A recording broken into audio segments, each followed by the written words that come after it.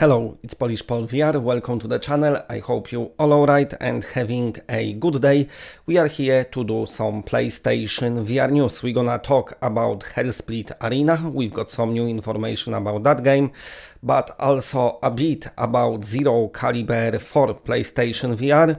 Good news for Minecraft VR owners. Finally, they might fix the very annoying issue with the game, because they looks like gonna release new patch, and also we've got new games announced and some other bits and bobs, so let's just jump into it. And right away, let's start from Zero Caliber. I already spoke about this game today in my Quest news video, and down there I said that the release window for the Quest version of the game is second quarter of 2021, but many of you have been asking me what's happening with PlayStation VR version, and the developer gave us little update today, but it's not that much.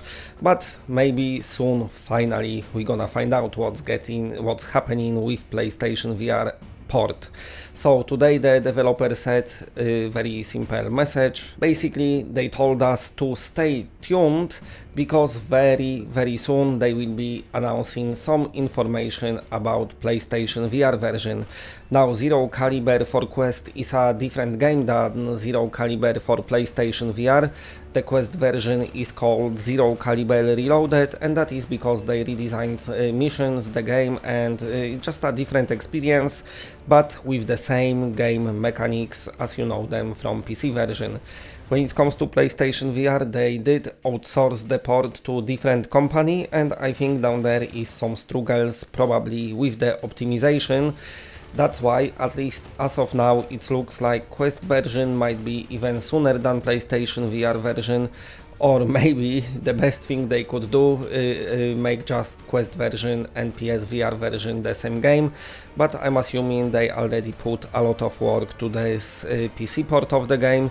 So we're just gonna have to wait and see. Looks like the announcement will be happening very soon, so stay tuned to the channel, and as soon as I know anything I will let you know. Looks like this week finally we might find out more about PlayStation VR port of Zero Caliber. Okay, and now let's talk a bit about Hellsplit Arena, a very anticipated PlayStation VR game.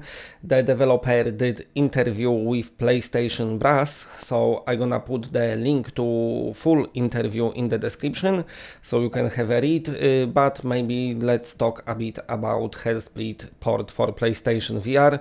So earlier this year they said they hoping to release it this year, but in that interview they said something different, so it looks like plans might have changed a bit, and basically they saying they are concentrating on PSVR 2 version. So maybe they already got this development kit, maybe they still waiting, but it looks like Hellsplit for PSVR 2 is a bigger possibility than Hellsplit on our good old PlayStation VR right now. So looks like plans might have changed a bit, but also maybe even if Hellsplit can run on current PlayStation VR, judging by PC VR gameplay, what I've been playing, definitely thumbsticks and definitely tracking might have been big of an issue for Hellsplit, because it's kind of quite advanced game when it comes to combat, and I think maybe that's just my wild guess, maybe the game can run on current hardware, but maybe move controllers and PlayStation VR tracking might have a bit of an issue, especially that Hellsplit is quite physical and gets you moving 360 degrees. It's not as slow maybe as Swordsman. By the way, Swordsman is great, so maybe, you know what, maybe just the best thing for the developer to do to release it on PSVR 2 and do not make any compromises for their game, because Hellsplit is really good, but of course that means even more waiting, but I think we got used to waiting a lot now. What can you do, hey? But also, speaking about the waiting, we've got a brand new game announced for PlayStation VR and all other VR platforms, and that is Floor Plan 2. Now, many of you probably played Floor Plan, the first one, because it's quite a cheap game and also quite a good game for what you get in. Value for money is definitely here. So the developer announced the sequel.